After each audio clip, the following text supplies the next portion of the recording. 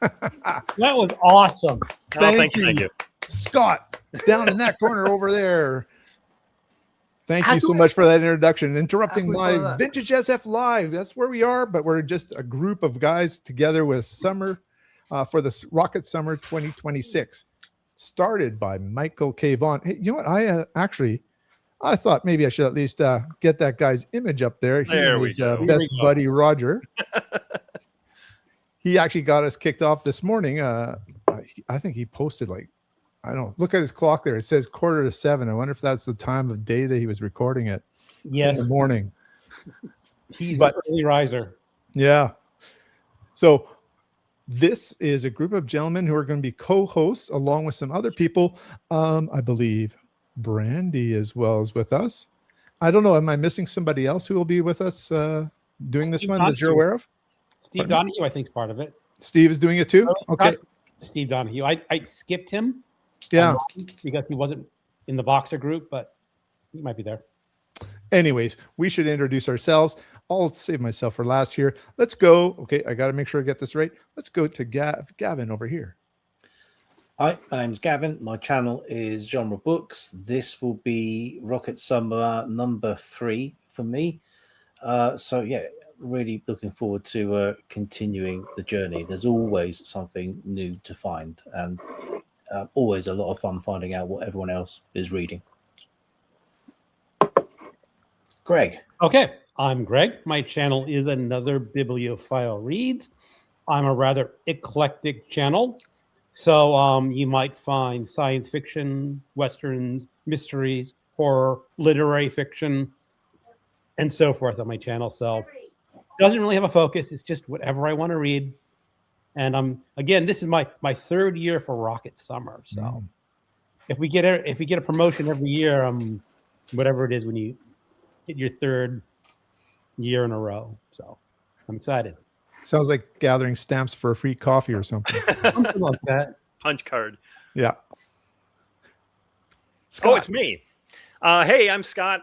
My channel is The Wild Digest. And like Greg's channel, it's fairly eclectic. I cover primarily science fiction and westerns and a little bit of horror and things like that. But I also talk about tabletop role-playing games. So if that's your thing, come on over and check out my channel. And as for participating in Rocket Summer, this is officially my first time, though last year I was a lurking participant doing my own thing. So really looking forward to this year. It's going to be awesome. And we invite lots of lurkers. Everybody who's tuning in here, you can join us. So I'm Gareth, and my channel is Books, Songs, and Other Magic. Mostly books and a lot of science fiction. So that's my main passion in books, but lots of random stuff as well. And there's just like song and music content as well. And I do TV and films on my channel as well. Randy. Hey, everybody. My name's Randy Ray. My channel is called The Literate Texan. Oh, talk about all kinds of books and literature there. Just whatever I'm in the mood to talk about, I try to talk about there.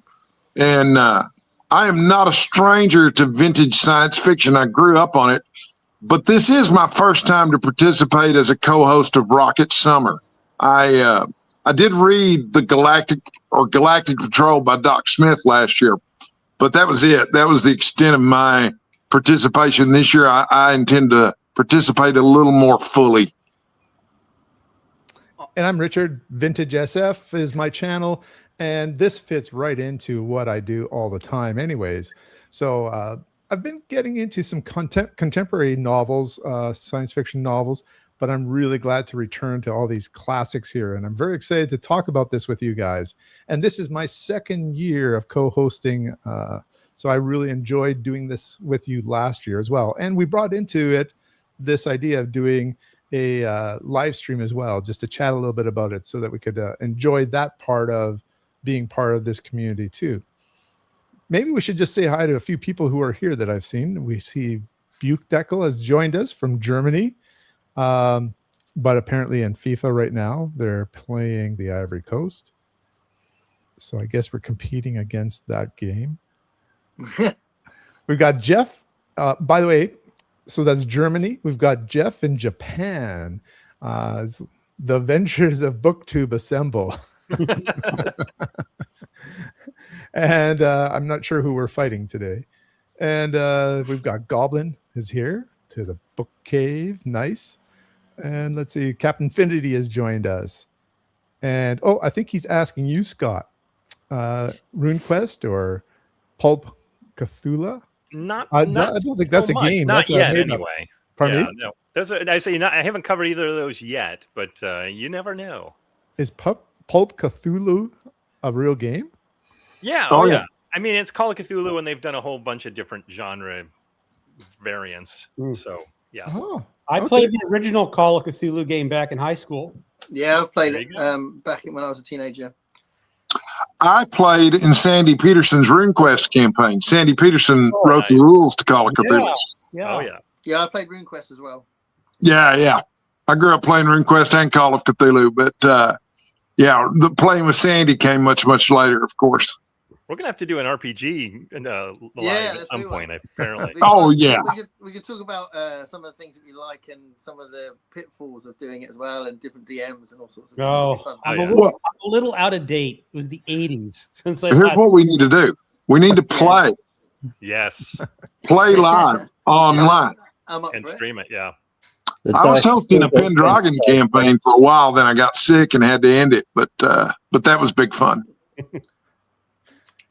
we also have Sam Shooks. Oops, Sam. Hey, Sam. I'm not sure if I've met Sam before. So welcome, Sam. Sam's It's great to cool, have you man. here. Hello, Sam. And we've got Constance. Welcome, Constance. Constance. It's Hi, great Constance. to see you again. See you. Hi, Constance. Read from you. Hey, Constance. Hey, book chat with Pat Pat is is here. back. Cool. Hey, Hi, Pat. Oh, hey, Pat. I hope you do read a little bit of science fiction this summer, Pat. She's taking a break this year. Well, She she'll was have one of to the read a bit originals, I it believe. for the, Oh, Pat's got lots of the, free time to read. But she will be reading some Ursula K. Le Guin because she's in our Ursula K. Le Guin group, so she will Oh. be doing that. Oh, that's good. So yeah. And I have a body read with her this coming month as well. This is Yeah. Brett. I'm sure, Brett, you might read some Andre Norton for the 60s. I think that's his favorite author. Ah, that's interesting. And we've got Bart's from Bart's Bart. Book Space. Bart's channel's brilliant, and I don't It comment is. enough on it. I think I've commented a few times, but I watch a lot of his videos. It's brilliant. I think I saw somebody, we've had a number of people actually do already an introductory video for themselves. I'm trying to remember. I think somebody was going to do Invincible from the 60s. And let's see. We just have some people saying hi to each other here. And Pat does say she's going to be reading plenty of SF this summer. Excellent. Cool. Good. So what I wanted to do today, Rocket Summer 2026, really briefly. Rocket Summer is 4 weeks in July. 1 week, we look at any science fiction written up to 1939. Then the second week, 40 to 49. Third week, 50 to 59. And the last week is 60 to 69. And so that way we get into some of the science fiction that happened before the new wave, before we had the taking off of Star Wars and other things and fantasy publishers, etc., in the 70s and onwards. And it gets us rooted back into some of the beginnings of science fiction.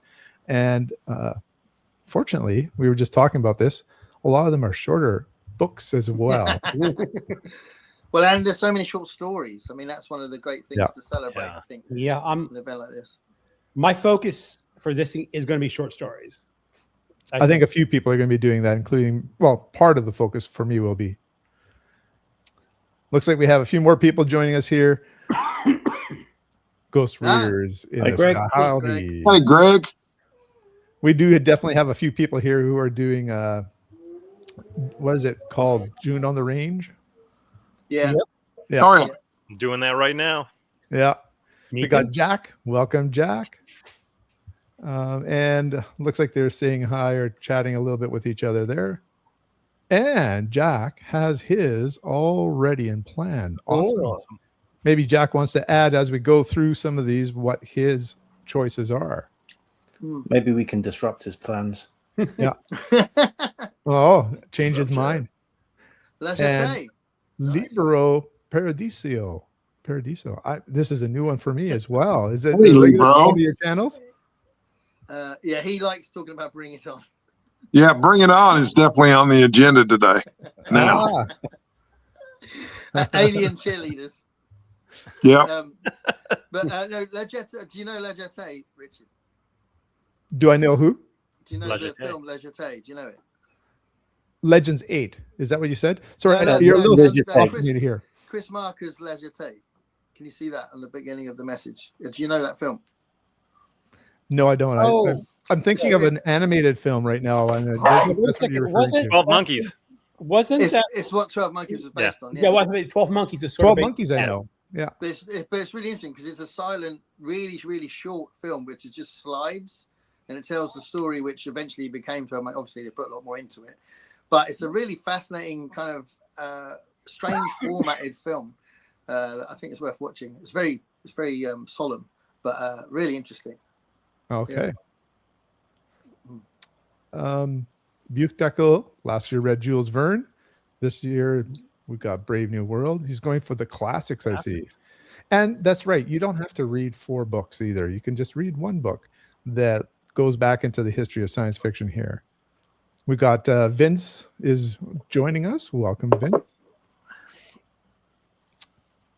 And I'm not sure what that means.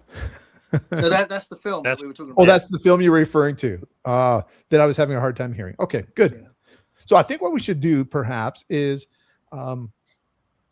start with, some of you have done this last year and some of you it's brand new to you. I was thinking about for those who've done it, what are some of the highlights from the last couple of years, maybe a book or two that really stuck out for you.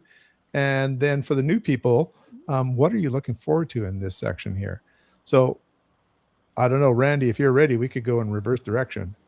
Well, sure. Yeah, I'm new, so I can talk a little bit about what I'm looking forward to. I'm planning to revisit the Foundation trilogy by Isaac Asimov, so that's going to be fun. And I've got on my TBR a short story by Harlan Ellison that I haven't read previously. It's called "Repent, Harlequin Said the TikTok Man." And that's my favorite Ellison story. Oh, well, Ellison's amazing. He wrote over 1,800 short stories, screenplays, and books. He was incredibly prolific. Of course, he had a career that lasted over 50 years, too. He was still writing, in the early aughts. But I'm really, really excited about that. And then also there's a couple of Philip K. Dick novels that I've got on my list, some early stuff. There's a short story, The Minority Report, which was the basis for a film with Tom Cruise. I don't know if anybody's ever heard of it. Yeah. And then I'm also planning to read Dr. Blood Money and Zap Gun, both of which sound like a lot of fun. Dr. Blood Money is a post-apocalyptic tale. And then Zap Gun, if I understand it correctly, is about an arms race. But the two nations involved in the arms race are faking the weapons that they have. The weapons that they claim to have don't really do what they say they do. But there's an alien invasion, and the two countries have to team up and come up with weapons. So that one sounds like a lot of fun to me. But that's, just off the top of my head, some of the stuff that I'm looking forward to. Awesome. Gavin, what's this guy accusing you of? Yes. So we buddy read last week, not vintage science fiction. It's getting there. The Player of Games by Ian M. Banks. Okay. Yeah. Maybe Gavin, let's skip to you. I'd like you to maybe even just promote your special project that you have going on. It's just unbelievable what you've got going on. Go ahead. Well, I'll believe it when it's done. So I am reading a science fiction book and doing a video review of a science fiction book from every year from 1926 to 2026. So I thought, a nice round 100. Actually, it's 101, but I don't care. And I'm tomorrow's video is 1947. So I'm 21 years into it, so a fifth of the way through. I've got some lined up already. I've got an awful lot of reading to get done during July, some of which is going to be Rocket Summer based. And some of it will be, a little bit outside of the year's scope. But it's going to keep me busy until early next year. That's so the 100 books. That's You're an doing amazing- it within a year, pretty I much. did give myself a little bit of a head start because I'm not Yeah. completely crazy. But I'm probably about 38 books in. But as we've said, yeah, the books at the beginning are a lot shorter than they get to at the end. So I've got stuff like Perdido Street Station and Footfall and Oh yeah. The Passage to Come, which are, you know, anything between sort of 700 and 1,000 pages. That's where I'm going to hit the wall, I think. Is that when you abandoned the project? Said that's a stupid idea. I might take a week's holiday at some point, just to lie in a darkened room. Well, you know, and it's 100 because you're looking at what people would call the 100 years of science fiction, because amazing stories. Well, I started in April of this year because that was exactly 100 years since the first issue of Amazing Stories from Hugo Gernsback, obviously, where we get the Hugos from. So even though there wasn't any fresh science fiction in there, it was H.G. Wells, it was Jules Verne, Edgar Allan Poe was in it. But I think from issue 2, there started being new science fiction. It was the first dedicated science fiction pulp magazine. So there had been science fiction or planetary romance or scientific romance, whatever you want to call it, in other stuff like Munsey's and Argosy and, you know, those kinds of magazines before, but never all together. Yeah. It was called scientific fiction at the time, which was a really clunky word. Fortunately, the fans created it into science fiction instead. Until, I mean, you still see it in the letters pages of pulp magazines. People still calling it STF. Oh, the people who diehards, you know, traditionalists at that time, you know, you're ruining science fiction.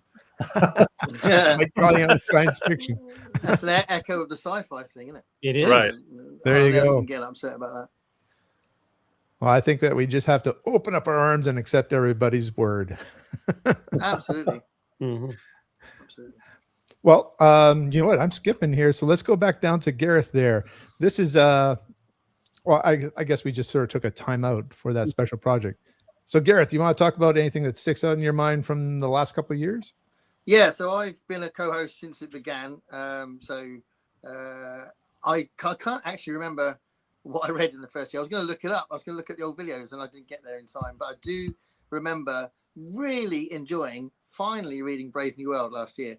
So it was a big hole in my reading. I don't know why the hell I hadn't read it, but I hadn't read it, and it was really good reading Brave New World. And really having the meat on the bones for the stuff that I'd kind of heard in general. I think it may have been the year before that I read We, actually. I might have read We as part of Rocket Summer. Zamyatin's precursor to 984, which is, I really like it. Yeah, I don't remember everything I read. I read a lot of short stories. But I think it's such a great event because it's a celebration of science fiction, and I like the fact that there's enough of a month, I think, to kind of to do the prompts and kind of stay faithful to that, but then I want to try and squeeze in a more modern one at the end to kind of celebrate modern science fiction as well. So I think Mike doesn't mind, and I think there's a lot of stress on vintage science fiction on BookTube, so I like to say, yeah, some good stuff around now as well, so I'll do a bit of that as well if I can read, if I feel like it's justified, you know, that I've read enough of the older stuff, you know. So looks like William's reading We right now too. That was one of my favorite reads from last year for myself too. Not from this specific event, but I love that book. It's a good one. Yeah. No, I like it too. Scott, what are you looking for? Oh, go ahead. No, sorry, I just remembered I did read something that was a really unusual one. Sorry, Scott. It was called Clockwork Man, and it was one of these reissue things. It's from like 1926 or something.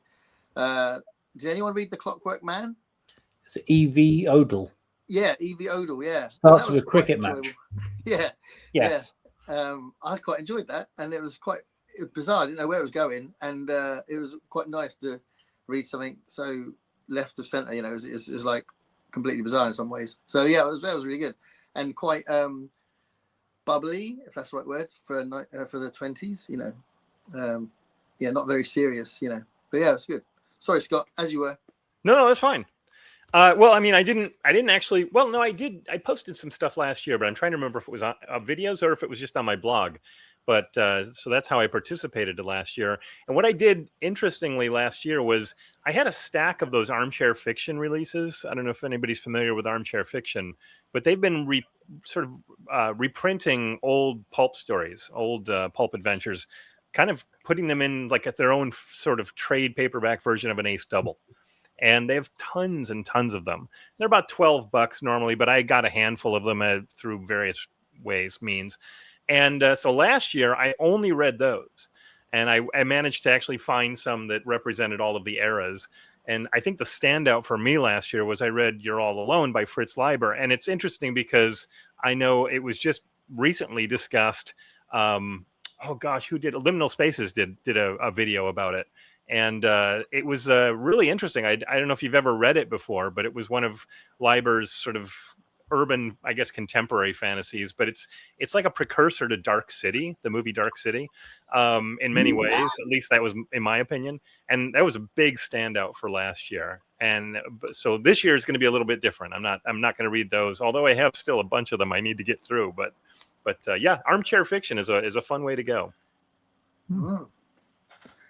Greg. Yeah, if you're mentioning Great Dark City, I definitely want to read that story. Now, are we just doing what we read last year, or are we doing what we're reading this year? I was thinking about what were some of the things that you remember from the last couple of years. The previous ones, okay. Yeah. The surprise book that I really enjoyed last year was Slan by E.E. Van Vogt. Oh yeah. Mm. I really wasn't expecting much, you know, but there we go. For this year. I really found it entertaining. I mean, it's that old pulpy science fiction that you just go with the flow, and I enjoyed it. I also reread The Martian Chronicles last year by Ray Bradbury. I don't think I'd read that since high school, so it was just like a refresh. You know, this is a really good, I don't know if it's even a fix-up novel. It's really just a collection of short stories because there's nothing really holding together other than they're all sort of set on the same Mars, but not exactly the same Mars. You know, you just go with it and had a lot of fun. And I don't remember if it was last year or the year before, but another reread that I really enjoyed was Heinlein's Stranger in a Strange Land. Mm-hmm. And I mean, the problem is just, as I said, Heinlein is your dirty old uncle, you know. You just hold your head. I can't believe you're saying that and doing that, but it was a lot of fun because he started writing it in the 50s, and he didn't think he could publish it in the 50s. And then once the 60s started, then he said, you know, maybe I can get away with this.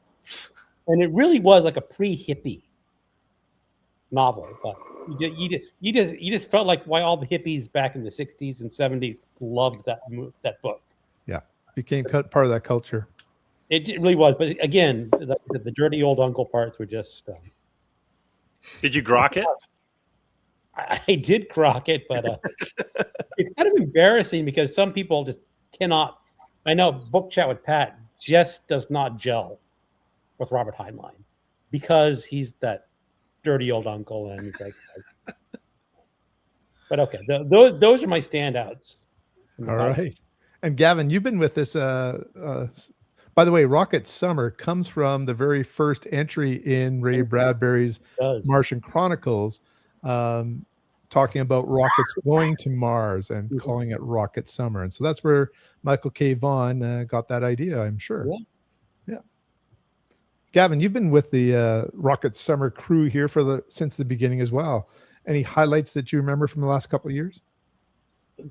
Just a sort of cavalcade of shorts, really. Mm-hmm. So I think the first year I did it, I did a different either pulp magazine or digest magazine for every decade. So I read Thrilling Wonder Stories, Planet Stories, Galaxy, and If. And it's got famous names cheek by jowl with people that you've never heard of.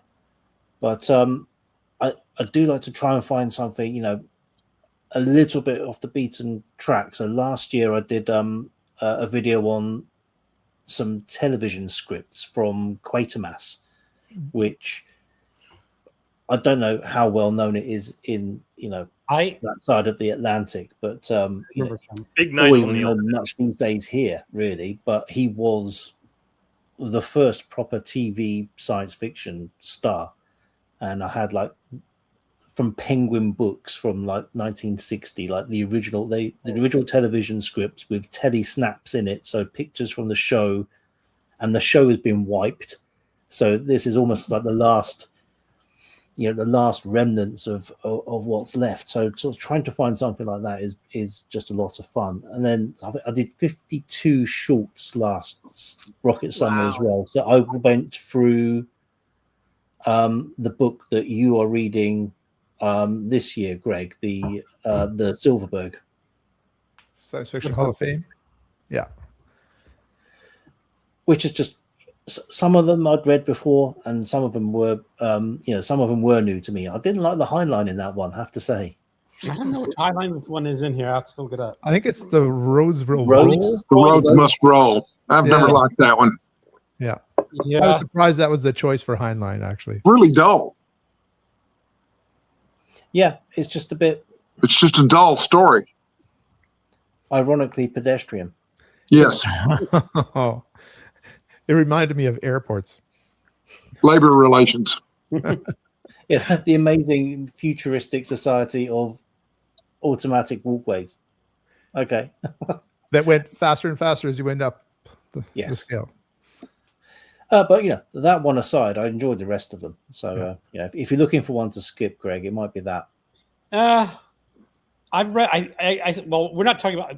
Let's just get. Yeah, go for it. It doesn't matter. I think I've read, like I said, like 28 or 27 of these. Almost every story. That's amazing because there's 26 stories. Is it? 33, I believe. I thought there were 33.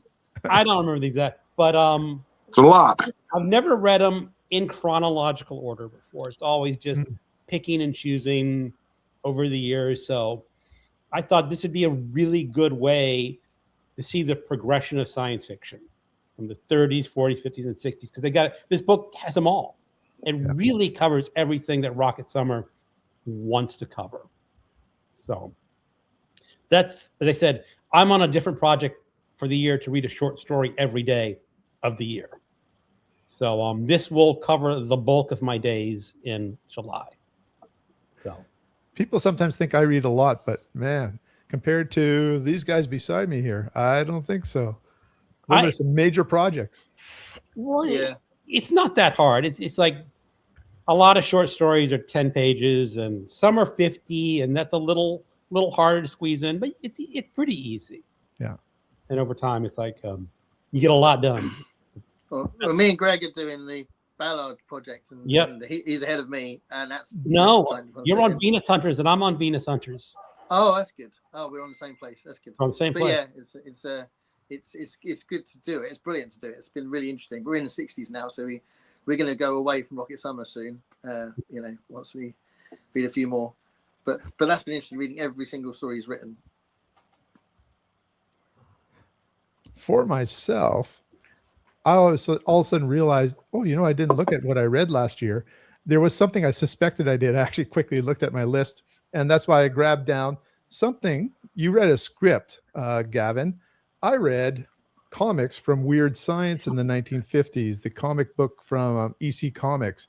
And that was a lot of fun. And there was some Ray Bradbury stories in there because there was a little bit of a conflict with Ray Bradbury that they were potentially stealing his stories. Well, they were stealing his stories. And he wrote to them and just said, hey, I haven't received my check yet for that story you just published. And then he approached it in such a way that he says, but, you know, I'd sure love to work with you still and do some more of my stories. And so then EC Comics had a deal with Ray Bradbury, and some of those stories from The Martian Chronicles and other stories appeared in EC Comics. So that was a lot of fun, just getting back into some of those old comics. Now, Ray Bradbury sent a similar letter to Rod Serling. Yeah, I was going to talk about Ah. that. Yeah, and then eventually he gave him "I Sing the Body Electric," and he got really annoyed that he changed that. Well, certainly changed part of the story, and he wouldn't speak to him again. Yeah, so Ray Bradbury's very sensitive about his stories. It's got to be said. well, he's not very as much as Harlan Ellison though. Ray Bradbury didn't punch him, which Harlan Ellison would have done. Didn't throw him down an elevator shaft, mail him a dead varmint. Didn't Harlan Ellison do that? Mail someone a dead animal? Yeah. I guess that's where you got the Godfather from, right? Apparently, when Ellison wrote the screenplay to The City on the Edge of Forever, part of the deal was with Roddenberry was that Roddenberry wouldn't rewrite the screenplay, but Roddenberry did rewrite the screenplay. Ellison set up a meeting with him. And when Roddenberry got to the meeting, Ellison was standing on the conference room table and had hung a noose from the ceiling as if he were going to hang himself over it. But Ellison held a grudge over that for decades. When I was 18, I wrote a letter to Harlan Ellison because I was the vice president of the University of North Texas Comic Book Club. And at the time, Ellison had just written a really long feature article in Playboy magazine about comic books. And I asked him, would he be willing to come to the university to speak to us? Being young and naive, I just thought he might come do it for fun. But of course, he wrote me back. And he explained to me that he did not think that the University of North Texas Comic Book Club was well funded by the University of North Texas. But just in case they were, here's what he charged. He charged $3,000 honorarium to come speak at the university, but he outlined what he would do. But I had also asked him about The City on the Edge of Forever, and he was still mad about it. And he said that most Trekkies have bat guano for brains. I wish I still had a copy of the letter that he wrote me, but it's lost. But yeah, I remember you also had really nice stationery. One of the things I read for one of the Book Trek events was the original Harlan Ellison story that's in comic form now. It's in 5 issues. I've got it. And that's really interesting how what they did change. I mean, I think the actual episode there is really good, but yeah, he is not very happy. Last year, Well, James Blish wrote adaptations of all the episodes for Star Trek. Bantam Books published them as Star Trek 1, 2, 3, 4, all the way up through 12. And when Blish wrote the short story version of The City on the Edge of Forever, he tried to take a middle ground between the original screenplay and what was actually aired. He took pieces of both to write the short story, which I thought was really neat. I'm gonna have to reread that. It's in this Are you collection. going to be reading that, Greg? I had not intended to read that one. I had intended to read the adaptation of Arena. I was going to mention that because I was thinking about that I'm going to too. be reading that. Yeah, I'll be reading that. I'm Because reading it this year. it's also included in this book. Yes, it is. That was how I originally read it, because I used to have that as a teenager, that book. So I'm rereading it, and it's been a long time. But it's actually been a long time since I've ever had that book, because I lost it in my 20s. But yeah, I'm rereading Arena. I can't wait. That's Frederick Brown, right? Yeah. Frederick Brown, Yes. Yeah. And, So yeah, there's definitely a history of writers and Hollywood or TV taking some of those ideas and warping them in different ways in their adaptations. In fact, the Arena one, if I remember correctly, they weren't originally going to even credit Brown because it's changed quite a bit, but something happened there. I can't remember exactly that story, but something happened where they were forced to credit Brown. So I know a number of you have already put out your introduction to what you're going to be reading this Rocket summer here. Do you want to just give some highlights of what you're planning or looking forward to reading this summer? Let's start. We'll go back with Gavin and go around again this way.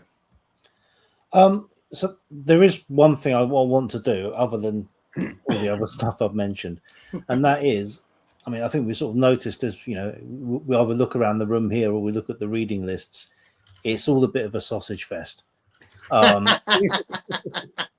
So I'm going to try.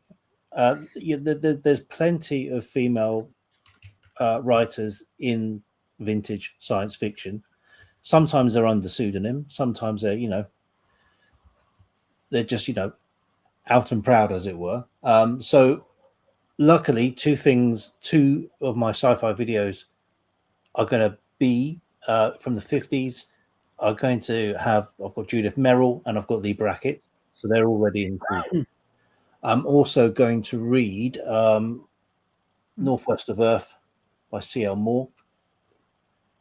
And that would be for the pre-40s. And for the 60s, E.E. Smith, but not E.E. Doc Smith, Evelyn E. Smith, The Perfect Planet. And then some shorts as well. So some Claire Winger Harris, some L. Taylor Hansen, Zelda Kessler, and Doris Pitkin Buck. So I'm hopeful to, have a little bit of a ionic tonic running all the way through, the month to. I think highlight it, because otherwise it all just becomes a very sort of male centered, and some of those stories and writers are just so interesting. Well, you're reading Along Tomorrow, aren't you? And that was one I read last year. It was fantastic. Yeah. So The Long Tomorrow, I actually just finished reading it yesterday. I'm recording my video on it tomorrow, and it will be out in July. So yeah, the production line has it in hand. Jack's got Andre Norton as well, so Yeah. he's got it. Yeah, and Goblin says Brackett is an absolute favorite of his. We also have, when we were talking about adaptations taking from others, I haven't read Grant Morrison's The Invisibles. Has anyone read that? No. No? I don't Anyways, know of it. The Matrix, they borrowed from a lot, really, I think, too. They borrowed it well. Yeah, they did. It's memorable. I don't know about you, but I love first films or first books in series, and then I wonder if it's not as memorable anymore because of some of the things that follow it. I think that The Matrix should be a classic and is a classic, but I think it would be even more of a classic if it was the only film in the series. Yeah, I couldn't tell you what happened in the second one. I didn't watch the third. Yeah, I think the second one's got loads of nonsense in it. Massive set pieces don't make any sense, and that's why I didn't watch the third either. But the first one's brilliant. But I think there's a better version of The Matrix, which is Dark City. Exactly. Which came out just before it, didn't it? A couple of years before it. Well, I think Dark City is amazing. Yes. Greg, let's go to you. What are you looking forward to reading this year? All right. Well, I'm doing a buddy read with Gavin, The Midwich Cuckoos. This is a reread for both of us. So I may start a little bit early just because my reading list in July is pretty heavy. Because I read and enjoyed The Martian Chronicles last year, I'm going to be buddy reading Dandelion Wine by Bray Bradbury this year. Now, technically, it may not be science fiction, but it's Ray Bradbury. I mean, just give him a mulligan, Right? It fits, Just let it go. But it's funny you say that, Greg, because based on what you said in your video, I might read a spy parody book by Harry Harrison. Because I didn't even know he'd done it. I saw it on eBay. I was like, I'm getting that. It's called Queen Victoria's Necklace or something. And obviously Harry Harrison writes almost all science fiction. So yeah, I'll take a leaf from your book and put it in Rocket Summer. And then I'm going to be reading this one. Hope to get around it. This is The Long Afternoon of Earth by Brian Aldiss. It's often published as Hot House or The Hot House. Oh, Hot House is that's a fantastic book. I really like that. but this is This is Hot House, or it's a like Hot House? It is Hot House. It is Hot House. It's actually a collection of stories, Hot House, whatever. So I think it's kind of a fix-up novel set on this distant Earth where the sun is dying. So I'll figure it out. And all this gets very experimental. I read one of his books last year. Which one did I read last year that I actually did not like at all? I can guess what it might be. This one, Report on Probability A. And this is sort of like a paranoid novel where you have a watchers watching a house that's perfectly normal and absolutely boring things are going on. But then you have watchers watching the watchers and maybe watchers watching the watchers. You know where I'm going. Yeah. I did not like it at all. So I'm not sure why I picked this. To read this. Give him another go. Give it another go. That's worth a go, that one. Yep. And that's sort of the main thing, other than my Hall of Fame short stories. Well, Scott has just rotated himself here. So we'll go to Gareth next. Stealing your spot. Yeah, so Brian Aldiss, talking about Brian Aldiss, last year I read Super Toys Last All Summer Long, which is a short story that was adapted into AI, artificial intelligence, which I think is really underrated, by the way. But the short story was brilliant. I loved it. And there was quite a lot of differences to what they did with the film, but really, really enjoyed it. So that was one of the things I buddy read with Pat. So this year, so for Sean and Stanfest, I'll be reading Waystation. So I haven't read Waystation yet. I've read some other Simac books, but I haven't read Waystation yet. So I'm reading that for Sean. And Scott's already mentioned Arthur Conan Doyle's The Maricot Deep. So I'm going to possibly go deep into the ocean on that one. I'd like to read A for Anything by Damon Knight, because I think Damon Knight's brilliant. So I'd like to read that. And I brought this up every year. And Steph read it. Every year I was saying I'm going to read No Room for Man by Gordon R. Dixon. So I really like overpopulation stories or books. And there's lots of different ways you can tackle it. And yeah, so I mean, I definitely want to read that, but who knows, maybe that'll be eternally. Oh, there is that one. And there's two. Oh, well, there's this as well. Hold on, I haven't finished. Yeah, so the A. von Voigt ones, I definitely got those on my radar. Slan, which has been discussed recently, and obviously Voyage of the Space Beagle is intriguing because of Alien. I think it's a full story. Yeah, it's a full novel. I do want to read Mockingbird because everyone loves it, and it will be my third Walter Tevis book, and I really like the other two. And I would recommend, the first one I read by him was The Man Who Fell to Earth, and I definitely recommend that. I think I read that with a buddy read with Alan, and I liked it a lot more than he did, but I really, really liked it. I thought it was brilliant. And I'm finally going to read Rendezvous with Rama, so I haven't read that yet. So I feel like it's a bit of a silly omission for someone who's been reading science fiction all their life but hasn't read Rendezvous with Rama. So yeah, that's my plan. I like Mockingbird by Tevis. He has one science fiction novel that I just couldn't finish. I did finish it, but I just didn't talk about it at all because I didn't like it. Steps of the Sun, I think was called. Oh, I remember. But all his other science fiction stuff, and of course his regular fiction, are just great. I think I've only read his Hustler book. Mhm. Yeah, brilliant. A really good crime novel. Yeah. Really like it.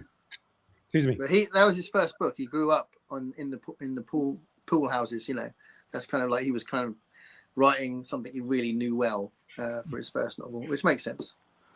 And some of the people who more contemporary viewers, perhaps of this, I'll say contemporary viewers, will know Queen's Gambit from Netflix was his novel as well. Yeah, which I haven't read, but I love the series. Yeah. Randy, what are you looking at this year that you're excited about? Well, when I was a boy, my mom bought me a copy of Hall of Fame, the Fantasy and Science Fiction the Science Fiction Hall of Fame, the one that Greg keeps holding up and talking about. So I'm definitely going to be delving into that. You know, when I was younger, I read all the short stories, and there's several of them that I'm planning to return to. But one of my favorites, it's stuck with me for years, is Microcosmic God by Theodore Sturgeon. I like that one. Great story. And I got an anthology of Theodore Sturgeon stories that I'm going to dip into too. I'm going to do a lot of short stories this year. I'm embarking on the Ray Bradbury Challenge, which does not involve reading Ray Bradbury, by the way. Ray Bradbury gave a speech to writers where he suggested that you read a short story a day, a poem a day, and an essay a day for 1,000 days in a row. That would change the way you think and make you more creative. And I've attempted it before, but I've always fallen off because if you miss a day, you're supposed to start over again at day one. But so I'm trying that again. So I'll probably do a lot of short stories this year for Rocket Summer because that's what I grew up on. But also, I didn't read the novellas in Volume 2, Part 1, and Volume 2, Part 2 in the Hall of Fame. And there's some really good stuff in there. There's a novella by John W. Campbell called Who Goes There, which was later turned into a movie called The Thing from Another World that was directed by Howard Hawks, and then was later remade again in 1982 as John Carpenter's The Thing. So I'm really curious about what the original is there. It's fantastic. It's good. It's a really good story. Yeah, Yeah. I'm really excited about that. I got, Harlan Ellison was in print when I was a teenager and was reading him, but everything he's written practically is out of print now. But I do have the ebook of Dangerous Visions, which was kind of the beginning of the new wave of science fiction. It's an anthology of short stories. I believe it was published in 1966 or 1968, something like that.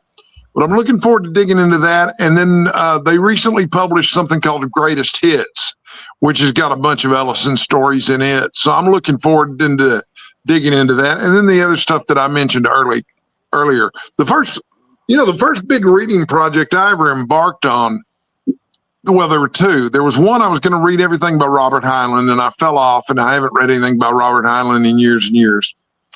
One of the things that I think is fun about the Robert Heinlein novels is there's always a character in there who's this old curmudgeon who's good at everything. He's better at everything than anyone else. He's smarter than anyone else, but he's grumpy as hell, and women love him. And he's obviously a stand-in for the author. And I just think that's hysterical. I never get tired of it. And then that was one of the early projects. And then the other early project was I was going to read all the Hugo Award-winning novels. And there's plenty of those. You know, the Hugo Award-winning novels go back way, way, way, way, way back. So I'm excited about that. Here's another participant. Brandy. Hey, there's Brandy. Hi there. Hey, Brandy. Tell If us when you you're want to try to get in here, announcement Brandy, the link is available. I'll let you in. Just look in Voxer. But yeah, just I'm going to repeat because he's talked about Harlan Ellison a lot. You got to read Repent Harlequins and the TikTok Man. It's so brilliant. That's at the top of my list. It's the first story in the collection of Greatest Hits, too. So Another brilliant. of his stories, and it was not in that time period. Paladin of the Lost Hour is one of my favorite Harlan Ellison stories. I absolutely love it. And it was filmed as part of 80s the revival of the Twilight Zone in the 1980s. Really, really great. It had Danny Kaye in it. Yep. And I saw an interview with Ellison where he was so angry with Danny Kaye for his performance in that because Danny Kaye, he's an old school actor and he wanted lots of close-ups and he wanted it to be all about him. And he's not really supposed to be the main character. It's the other guy that's supposed to be the main character. And he would do really sneaky stuff. Like anytime they did a medium shot or a long shot of him, he would kind of mumble his lines so that they would have to use the close-up because the close-up was the only one where he was, using his lines correctly and stuff like that. But he really pissed Harlan Ellison off, which is not a hard thing to do. Ellison's easy to piss off. But I think the only thing that Harlan Ellison's liked that has been an adaptation is Boy and His Dog because he was friends with L.Q. Jones. And I think he kind of worked with him, or at least wasn't upset by what LQ Jones did, except for the ending. That's right. He didn't like the ending. Yeah, that's Yeah. true. But they did like a thing for the DVD release where they were all talking about the film together. So clearly, they definitely didn't fall out. Yeah. So that's kind of interesting. But I'm about to start my new Twilight Zone project. So I did the deep dive of the original series, and I'm going to, in 2 weeks, I'm going to start the deep dive of the 80s series. Oh. So, I'm excited about that. I loved the 80s series. You know, I loved the Twilight Zone growing up, and I loved all kinds of vintage science fiction on TV when I was growing up. But the Twilight Zone was something that was really special to me. And when I was a teenager, they were still publishing the Twilight Zone magazine. And Harlan Ellison was a big creative consultant for the TV series. But they had wonderful writers and directors and lots of stars who went on to become big, big famous stars. You know, the version of Saturday from the 1980s Harlan Ellison it's Bruce Twilight Zone starred Bruce Willis. Willis, directed by Wes Craven as well. Yeah. It was a really great episode too. I just reread that story last night as part of my Ray Bradbury project. It was really fun. Brilliant. Saturday's a great story, but it was actually, I thought the episode was even better. So Gareth, you're skipping the night gallery? Oh, if I could get the night gallery, I'd definitely use it. No, that's a great idea. It's so good. Yeah, the night gallery's so great. Some were good. I'm not. Yeah. I've got the a collection of the Twilight Zone magazines, so I've read a lot about the night gallery from the magazines.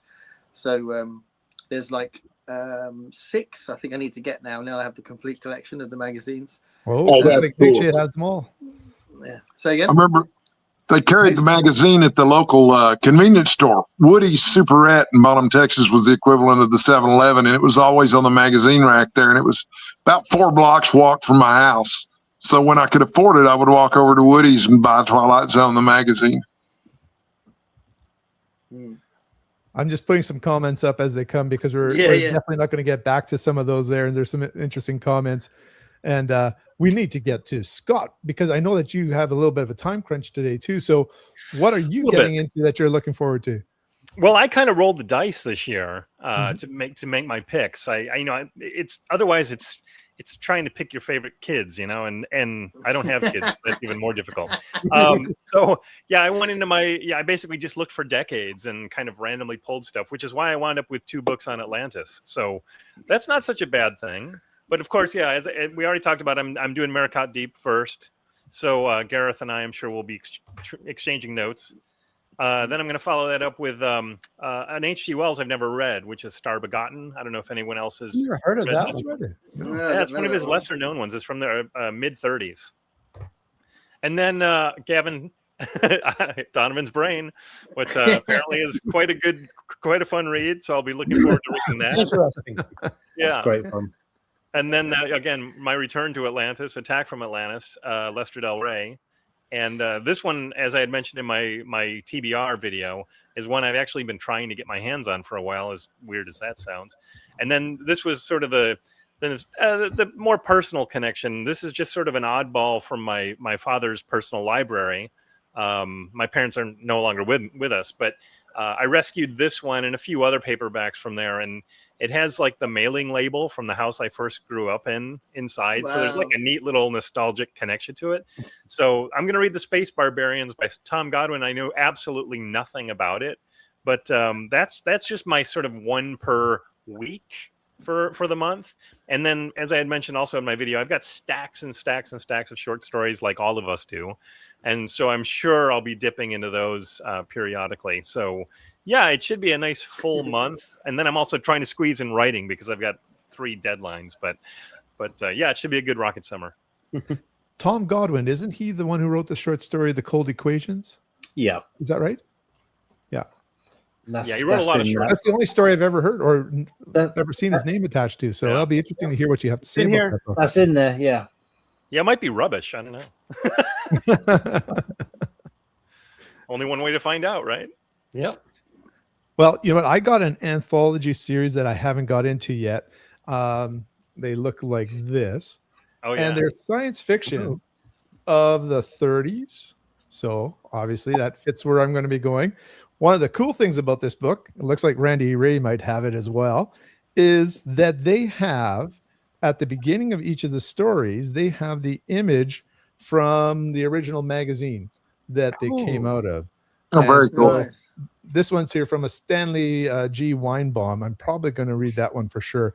I'm going to just see how many stories I can read out of here. I'm just going to sort of cherry pick for the 30s, and then they have it for the 40s as well. By the way, the first one was edited by Damon Knight, and Frederick Pohl was involved in this one. And then another editor we know is Martin Harry Greenberg, was part of the 50s one. That's where it ends, though. That series ends there, but I'm going to get a good look in there. And then, like you, Gareth, I thought a little bit about I should do one that's from Clifford D. Simak, or Simak, The Goblin Reservation. This one sounds wild. Yeah, I've It's got that. Let fantastic. me know if you get to it, because I might jump onto that one if you start it, because we could compare notes, because I haven't read that one yet. I think Yeah. Book Chat with Pat read it earlier this year or late last year, and I remember her really enjoying it. She loved it. Yeah, yeah. We did it does as part sound of the completely mad. Simak group. So yeah, it's Apparently, it was nominated for either the Nebula or Hugo as well, but it didn't get it. But it was one of the nominees. it's go on. really fun. It is amusing, and it's a campus novel, and it is all sorts of science fiction and fantasy elements mixed into one. It's a total blast. At the beginning of this month, I read a book by Simak that I'd never seen anyone talk about, called Special Deliverance. Yeah, And, I haven't heard of it. Yeah, I really enjoyed it. So I'll talk about it on my monthly wrap up. But I thought it was a lot of fun, actually. It was some people said it sort of. I looked online to see what people thought, and on Goodreads, I think it was. And some people said that it was a bit predictable, but I didn't think it was. You weren't sure where it was going, but yeah, it was really good. Like another kind of what I get the impression of with Goblin Reservation, kind of cornucopia of strange characters thrown together, on this sort of journey to where they're kind of plonked on this planet. They don't know why. In Special Deliverance, they have to figure out why they're there. I really enjoyed it. I'm going to throw a question out to some of the people who are commenting. Hey, you want to let us know a little bit more about if you're planning to read some books over Rocket Summer? I know that there were a few comments back here where people were starting to talk about them. And I'd love to hear if you have some plans coming up the next month. I know right here, Jack had given me week 1 for him as a Burroughs, Edgar Rice Burroughs Double Dip, Gods of Mars, first of the John Carter series. And Pellucidor, is that the one where the dinosaurs on the island? Yeah, No, it's Hollow Earth. It's a story. Hollow Earth one. Yeah. Oh, yes. I've read Land of all Time of the Forgotten. Pellucidar this year. Oh, it's Land That Time Forgot, I think. Yeah, that kind of the thing. one that's the People at Time Forgot as well. That's another one. yes, yeah. And that kind of thing. There's a few. I've read some Edgar Rice Burroughs stuff in the Rocket Summer stuff, and I've liked everything I've read. So I've read a variety of different things from him, and every time I've enjoyed it. And I just read a Burroughs. Oh, go ahead. The first year I did Carson of Venus, Mm. and I had to say I was not hugely impressed by that book, even though I have lots of the pulpy paperbacks on my shelf. They're nice to have, but I did not get into Burroughs the way like Michael K. Vaughan loves Edgar Rice Burroughs, Right. and I did like the Hollow Earth ones. Those were kind of fun, but those are the only Burroughs that I've really gotten into. I kind of think of Burroughs like when he says Excuse me. Pellucidar. I mean, that Go ahead, might Gavin. be in book 4 of Pellucidar is Tarzan at the Earth's core, and I'm trying to think of another example that early of someone doing sort of crossover fiction like that of their own characters. Oh, and here we go. This is the one I was thinking about, the Castback That's trilogy. That I like, yeah. I read those probably about 3 years ago.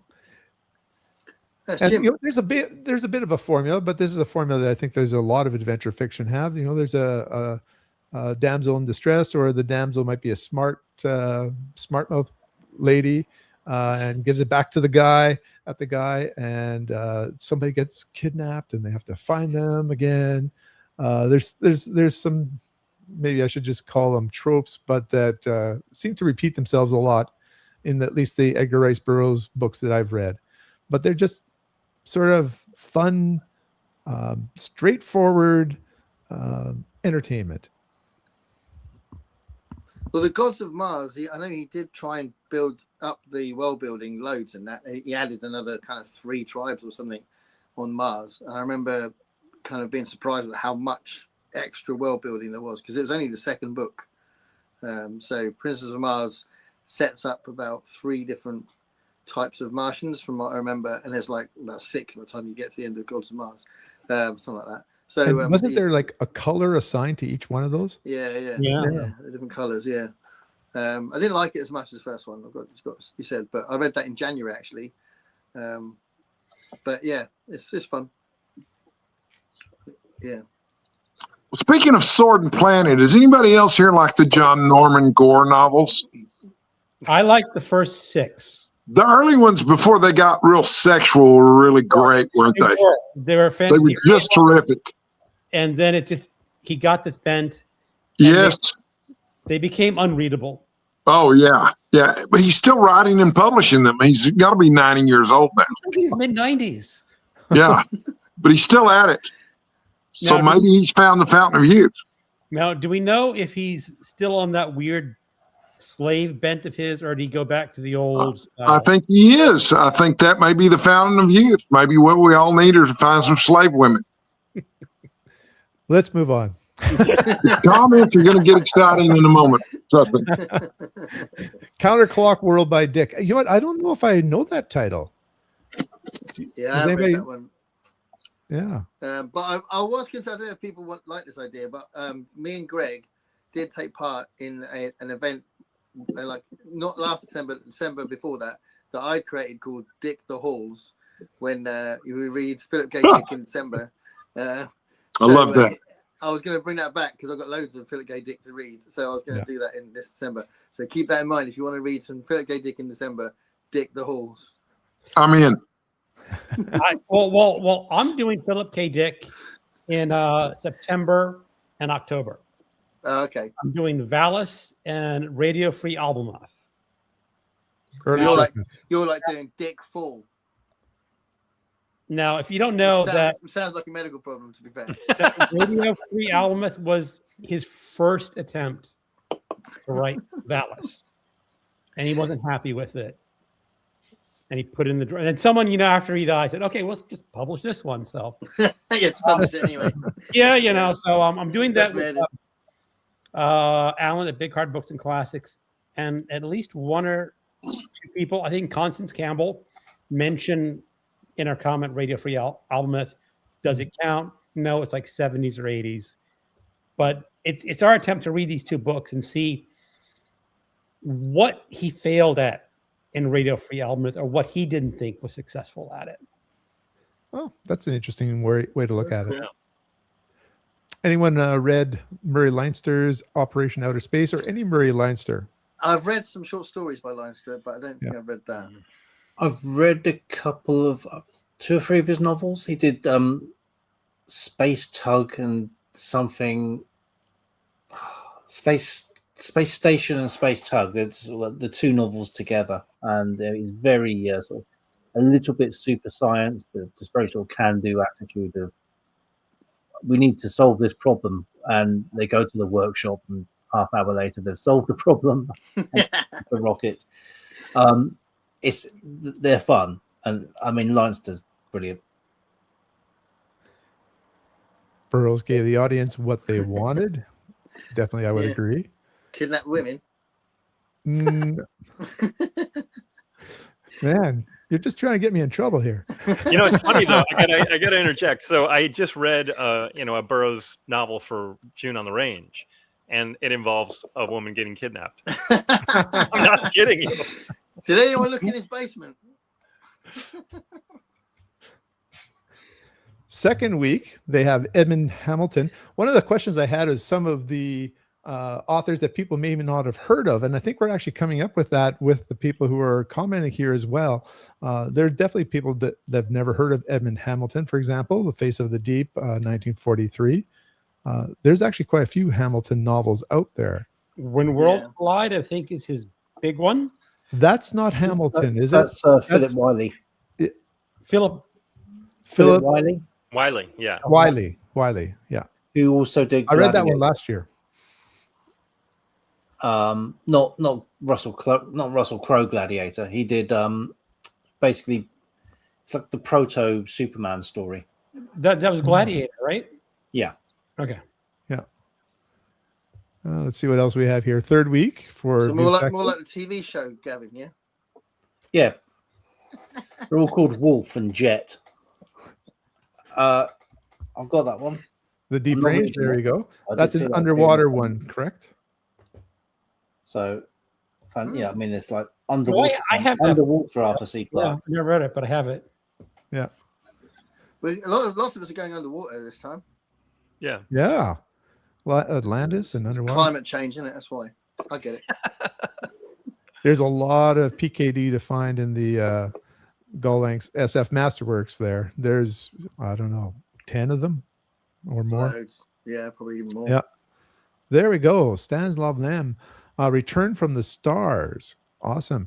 I've read a few different Stanislav Lem over the last few years. I've really enjoyed Fiasco and Invincible. Solaris, I found a bit of a, I don't know. It's a little bit different, I think, than those ones that I just mentioned. Now, And he does a lot of comedic ones as well. And I haven't got into Perks the Pilot or Futurological Congress. Futurological Congress is good. Now, my question on Solaris is, what version did you read? Because that's a really, because the standard paperback version is actually a French translation. I'm trying to remember now which one I had, but I was looking to try to get the one that was from MIT, but the only way I could get that potentially was if I got the ebook. They didn't have it out in a regular book version. Yeah, the copyright, it's some weird copyright loophole. Mm-hmm. Audible discovered that the whoever owns the paperback right only has the rights to the paperback. Mm. So they can publish the audiobook, they can publish the ebook, but they cannot publish the paperback. You know what? SF Masterworks has that sometimes going on because there's a couple that they have in hardcovers, or at least just laminated hardbacks. And that's because they don't have the rights to the paperback versions of those. Mm-hmm. Here's a No. Lieutenant Gulliver Jones, His Vacation. I've heard of Gulliver Jones. Edwin Lester Arnold. That wasn't the author I thought was the author for that one. Has anybody read those books? No? No. Brandy loves the Gore novels, at least the first 4. He goes off the rails. Yeah, you can wrap that up soon. You know what? We have a lot of time zones represented here. Deb, the omnivorous reader. I know that she was in Britain recently. I'm not sure. It sounds like she must be home if it's morning over there. It's definitely not morning here, not for another 50 minutes. Yeah. Yeah. What time do you have over there, Gavin? So that people know we got a couple of British people with us. Hello. So, yeah, it's just 10 past 11. Okay. at night. And do we have East Coast here? What time is it there? It's 5:16 or Trick question. Sorry. Hard questions. I know my wife's gonna want her dinner pretty soon, so Yeah. Randy and I think are in your the same clock? time zone. We're in Central. Yep. 5:10, and then we've got Scott over in the Pacific time zone. So it's a Yep. couple more hours earlier. So it must be about 3:10 in the afternoon there. Yeah. And for Deb, I don't know. It's probably like a whole new day over there. Yeah, it's already Sunday. Yeah. Time travel. Yeah. Somebody, I actually had a student once tell me that everybody time travels, that sleep is time travel. You close your eyes and then all of a sudden you're awake hours later. Well, you can do it awake, just very slowly. Second by second, we're traveling. Let's see. We have a recommendation here, but I don't see the name of it though. I Welcome don't to know that Fiction channel, Book so Club. I'm going to look into what that channel is. That sounds interesting. Yeah. Oh, I think he has it down here. Archipelago okay. by H.R. Hawkins. Oh, I've never heard that. Anybody heard that I've one? never heard of it either. Okay. Maybe, And maybe he wrote it. maybe no. What else we have here? Yeah, we had a couple of husband and wife teams in the 50s. There was Henry Kuttner and C.L. Moore, I believe. Yeah. And was it Hamilton and Brackett? Yep. Yeah. I just saw a film with a script written by Lee Brackett, actually, for June on the Range. Mm. Was it for Empire Strikes Back? For June on the Range? Oh. Oh. Is it Eldorado? It may have started out as a Western. Western Well, now in space. there are Western elements, you got to be said. Yeah. Vince's ideas for Star Wars. I'm not familiar with Captain Future, but Captain apparently Future. Edmonton Hamilton wrote that. Who else is involved with Captain Future? Wasn't Who's Captain Future? Gardner F. Fox?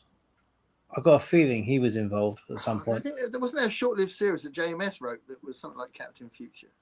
Captain Before- Power. Captain Power, is it? Basically, remember. Doc Savage in space, according to Joseph. Yeah, Hmm. they're saying it is an animated series. And Deb tells us, yes, she's home. So she's back in Australia. Awesome. Thanks for being here. Here, we have The- somebody explaining this to us here. For Solaris, the original English translation was a translation from Polish to French and then was further translated into English. It's awful. What, the whole book or just that translation? It's clunky, and I remember Stanislaw Lem could read English enough, and he just says, as the author, this is not really the book I wrote. I believe they did the same for Invincible, but I read the modern translation of that I one. think you're right. I'm not sure if I have the paperback of Invincible or if I have the Kindle version. Let me just go check my Lems and see what I had. Looks like Buke Deckel's in the future as well. He's on Sunday. In Germany. Yeah. So that's 1 hour after us. Hour ahead, yeah. It's good to know because I'll be in Germany soon in a couple of weeks. Ah. He says, yes, I am tomorrow. I am tomorrow. I like that. I am tomorrow. That should be the name of a novel. I am tomorrow. I am tomorrow. That's a brilliant. I want to read that. Ah, he's saying that Arnold's novels were close to the Barsoom novels. Okay. Preceded them by more than 5 years. So though, it's close to them. Burroughs ripped them off. Well, hold on a minute. He's called his character Gulliver. Do you not think maybe that Arnold has also taken the character from somewhere else? A few liberties were taken. Yeah, and Jones. I bet Jones has been used before, isn't it? Yeah. I'll do Gulliver's Travels, but I'll make him Welsh. Yeah, well, there's not enough Welsh characters. Come on, Gav, you know that. See, Star Wars is a Western. Yeah. So they definitely have Western elements. Han Solo is a cowboy. Let's face it. Thanks. I think Mystery and Mayhem is Jim, right? Yeah, Yeah. Jim. Thanks for joining us, Jim. Goodbye, Jim. You were grabbing a book there, Greg, right? Oh yeah, I just getting my Lem books. Oh, he's got the whole bunch there. Ooh. I don't have Invincible in paperback. I have it in Kindle. Ah, okay. But yeah, I mean, I think all these were straight Polish. But I do remember another book reading in the front. Oh, what do you mean translated from the French? Well, I think it's a guy named Johnson or Johnston from MIT who has translated a number of his works, and so MIT Press has put those out, and so those are generally thought of as the best translations that we have currently. And he did those in this millennium after 2000. Oh yeah, early aughts, I think, is when he started doing when he did Solaris. Mm-hmm. Lem presents his own problems for the OCD. Doesn't matter if it's colorful. Let's see. They all vary in size. Oh, what he's saying for the bookshelf, I think. Lem is a big problem because you don't have a consistent livery and consistent size in the book. I get you. I have that problem too. I like the series that they all fit the same way or look the same way. You can't even rely on glance. I can't stand it when it all looks disorganized.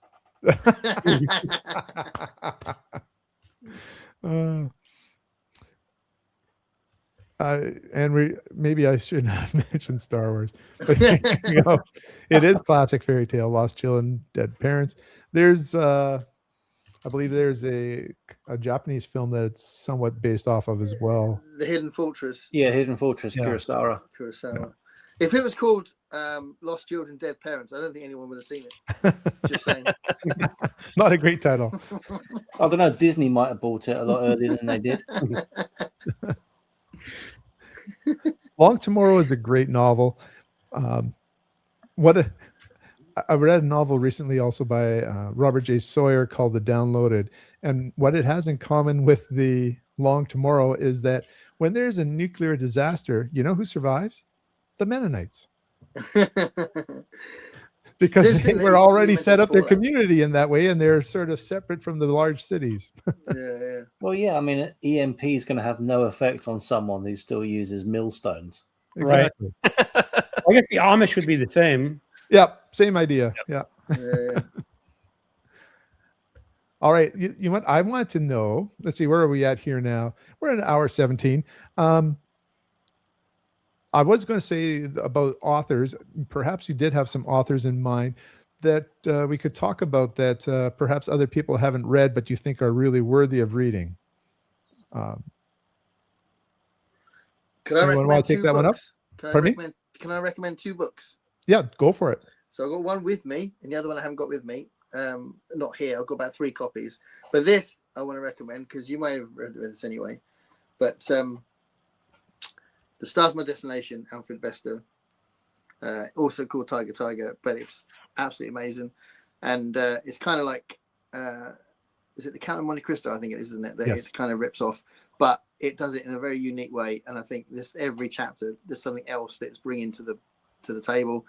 And it's just really inventive and really, really good. And The Demolished Man is also brilliant as well. I think those 2 books are so brilliant. Highly recommend Demolished Man. Yeah. And I actually preferred Demolished Man, but I couldn't find it, so I put that one. But yeah, I think those 2 books are phenomenal. And another thing I was going to mention, because I don't think really many people talk about it, and it's such a massive part of my life.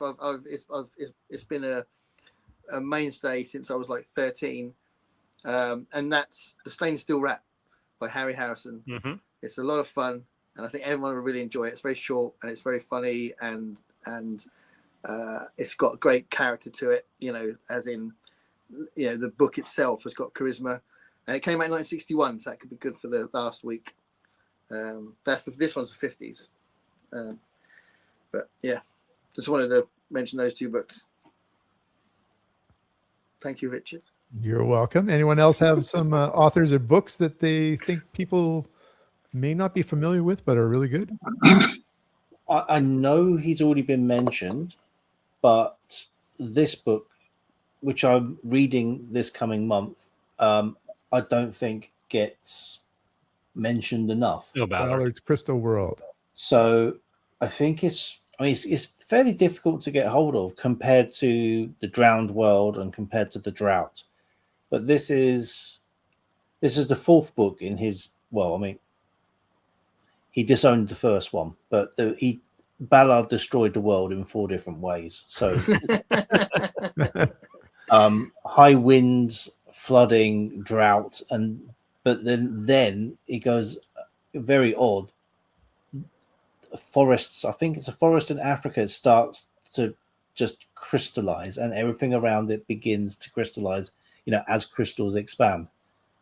And I think Ballard has one of the weirdest attitudes towards disasters in science fiction, in that they seem to actively embrace it half the time.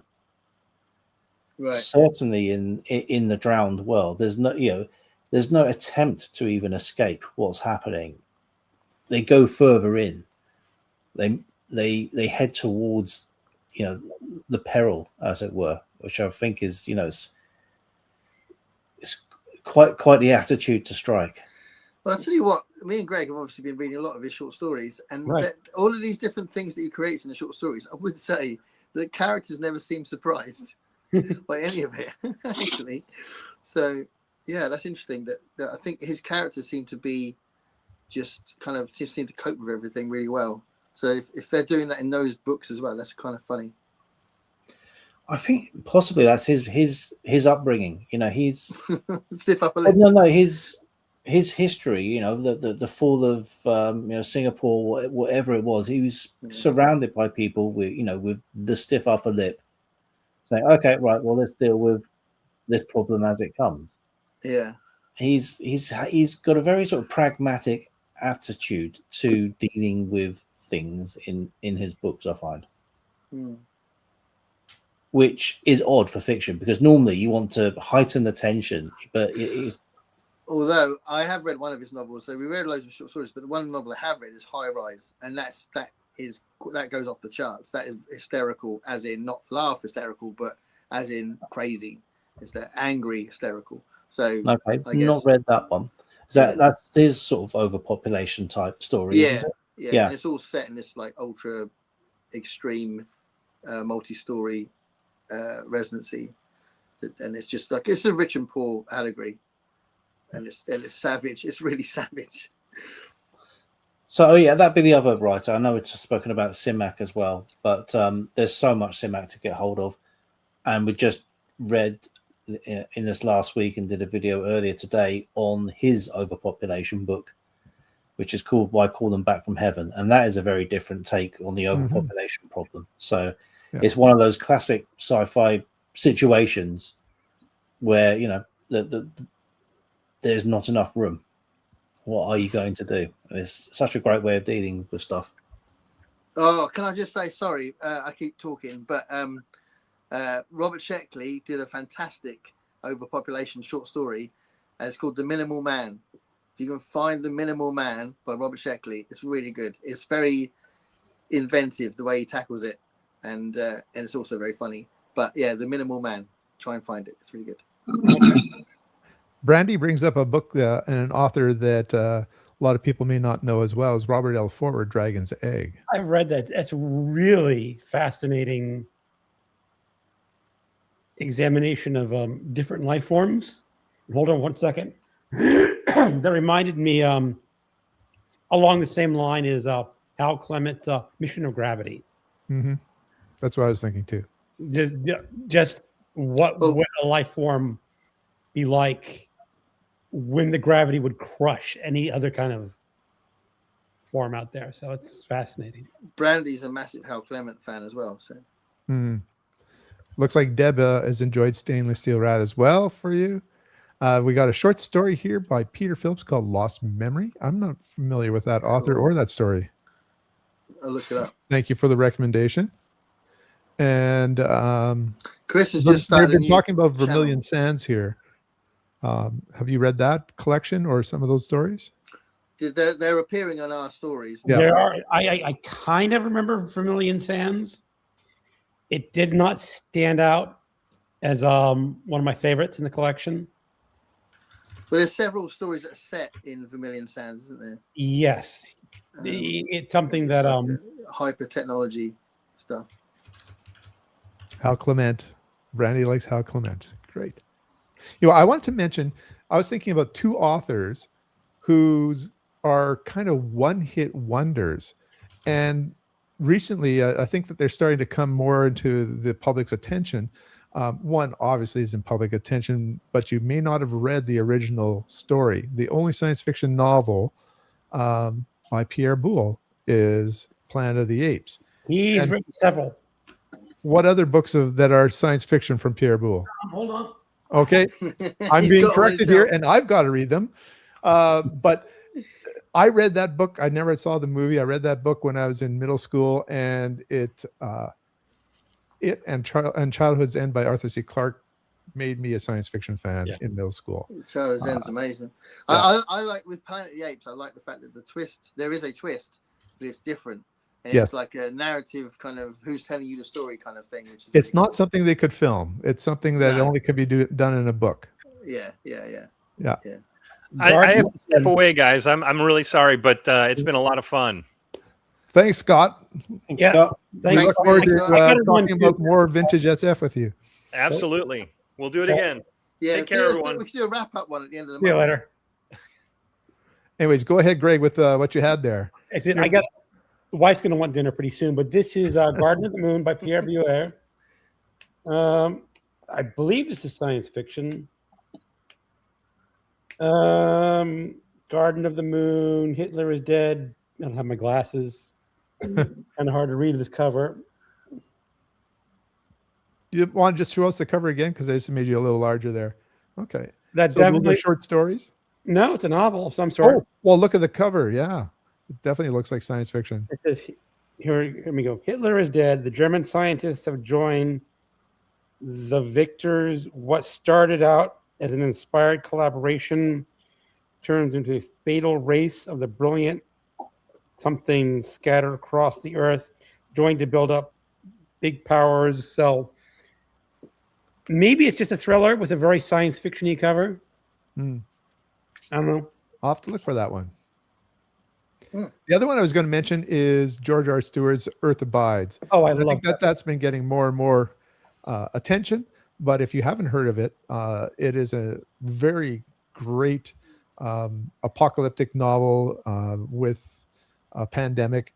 And even though it was written in 1949, I believe, it just reads like you could read it today. Like some things are happening today. And he was really progressive.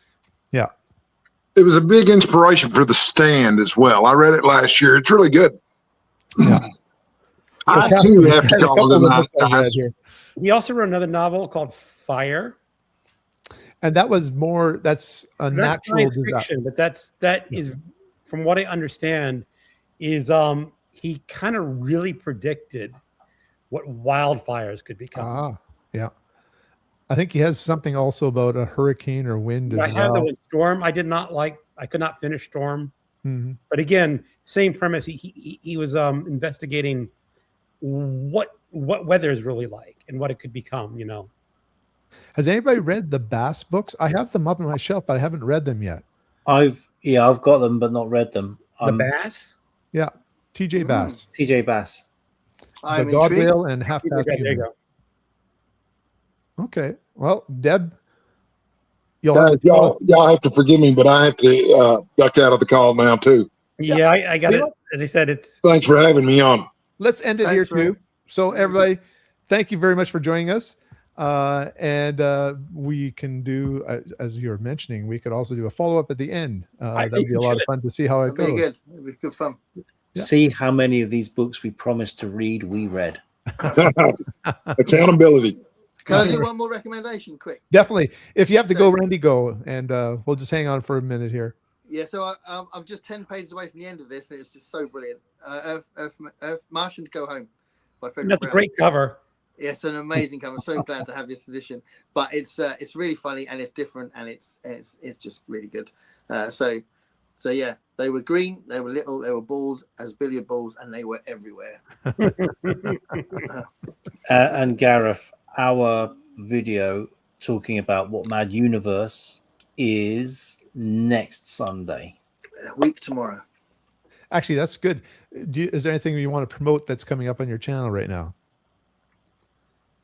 Well, June on the Range still for some Yes. of you. June on the Yeah. Range. I'm finishing up one Western and may get to another, depending on how fast I can finish another book. So we'll see. I'm going to see if I can get this as the very last June on the Range book I read and the first Rocket Summer book I read Oh. Nice. Nice, by nice, I John love that. Jakes. Yeah. So yeah, Well, space western. I will be doing my Twilight Zone 80 series stuff very soon, so I'm looking forward to figuring out how to do it. Because when I did the original series, it was 6 episodes per video, and that seemed to be quite neat. But it's a bit weird with the 80s ones because some of them are like 15 minutes and 2 stories per episode. So I don't know what to do. It's confusing, but yeah, I'll figure it out. But I'm looking forward to doing that. So that'll be coming up on the channel soon. Okay. All right. So thank you so much again. Well, thank you for hosting, Richard. Yeah. Thank you, Thank you Richard. to everybody who was viewing and the conversation on the side there. And until next time, keep reading. Bye. Bye now. Bye.